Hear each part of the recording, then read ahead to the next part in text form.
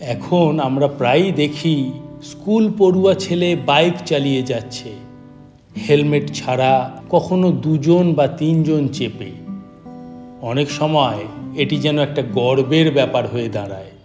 আমি ক্লাস 9-এ পড়ি, তবু বাইক চালাই। কিন্তু আমরা কি কখনো ভেবে দেখি এর পরিণতি কতটা ভয়ঙ্কর হতে পারে?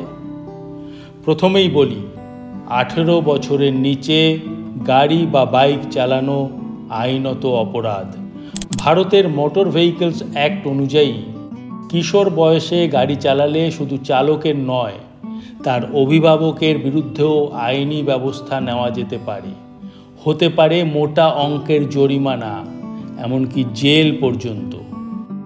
কিন্তু আইন তো শুধু ভয় দেখানোর জন্য নয়, এর পেছনে আছে বাস্তব অভিজ্ঞতা। প্রতি বছর বহু কিশোর প্রাণ হারায় বাইক দুর্ঘটনায়। অনেকে পঙ্গু হয়ে যায়, কারো শিক্ষা জীবন থেমে যায়, কেউ আবার অপরাধী হয়ে ওঠে নিজেরই অজান্তে। একটা ছোট ভুল, একটা মিস গিয়ার, আর একটা পরিবারের জীবনে নেমে আসে অন্ধকার। এখানে অভিভাবকদের ভূমিকা খুবই গুরুত্বপূর্ণ।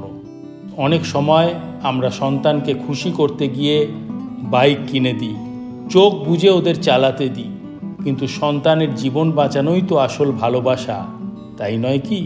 অভিভাবকদের বলবো, প্রশ্রয় দিয়ে নয়, সচেতন করে সন্তানকে বড় করুন।